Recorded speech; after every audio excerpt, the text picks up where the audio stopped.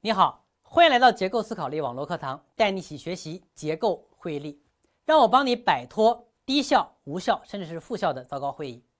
这一讲的主题是线上视频会要怎么开，我会聚焦线上会议的利与弊，和你一起讨论一下如何利用线上会议平台高效的组织一次线上会议。说到线上会议啊，我还真不太确定你对它是爱还是恨，因为在以往的调研过程当中啊，我收到过截然相反的评价。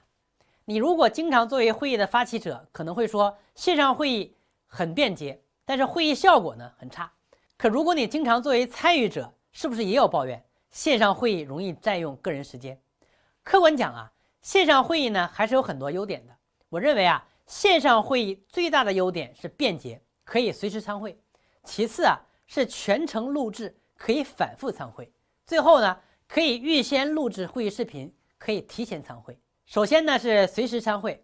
线上会议啊得益于网络技术的便捷性，几乎可以忽略时间和空间的限制，无论参与者身处何地，都可以一键呼叫，瞬间将所有人连接在一起。这是线上会议和传统会议差别最大的地方。其次呢是可以反复参会，线上会议呢摆脱了线下会议室附属的同时呢，也借助会议平台获得了一些技能上的加持。比如说被广泛利用的会议录制功能，就可以对会议过程进行全程的录制，这极大的提高了对于会议细节的保留程度，让会议中的闪光点可以被完整的反复的传播。最后啊，可提前参会，是说线上会议可以提前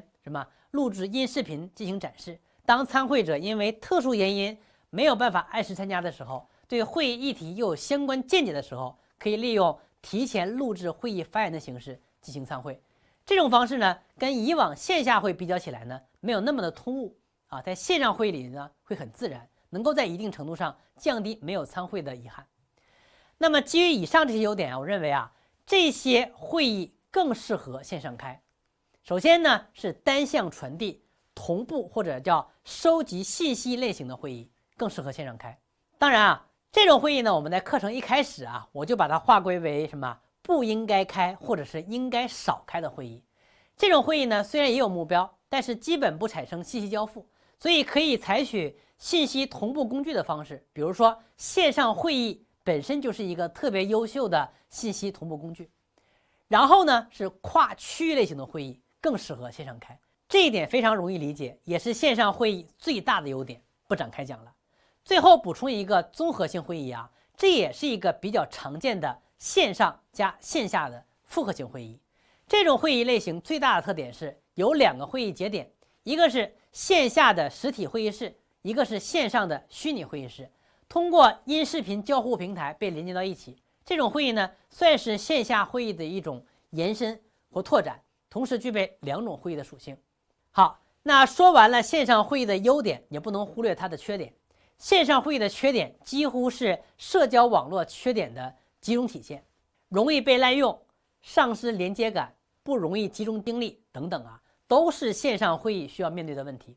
首先啊，容易被滥用，恰恰是线上会议最大的优点，便捷性的另一面。因为发起一个会议太便捷了，结果导致会议越来越多，很多参会者甚至是一键被参与，想躲都没法躲。对他们来说啊，线上会议带来的是大量的私人时间被占用。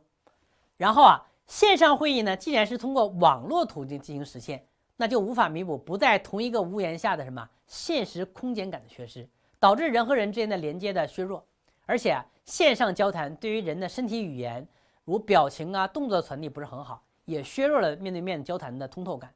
那线上会议的第三个缺点呢，是缺少了特定的传统会议的环境。比如说你可能在家里或者是在咖啡厅，这个时候啊，环境当中有很多因素都有可能成为打扰参会人的因素，比如说敲门声、喧闹声，甚至咖啡机的噪声等等啊，参会人呢会很容易分心，降低参会的成效。所以啊，如果你要组织的会议呢，需要强有力的连接感、面对面的互动感以及更加专注的氛围感的时候呢，线下会议也许还是更好的选择。例如需要严谨对待的决策会，应该激烈碰撞的讨论会，能线下开，尽量不要线上开。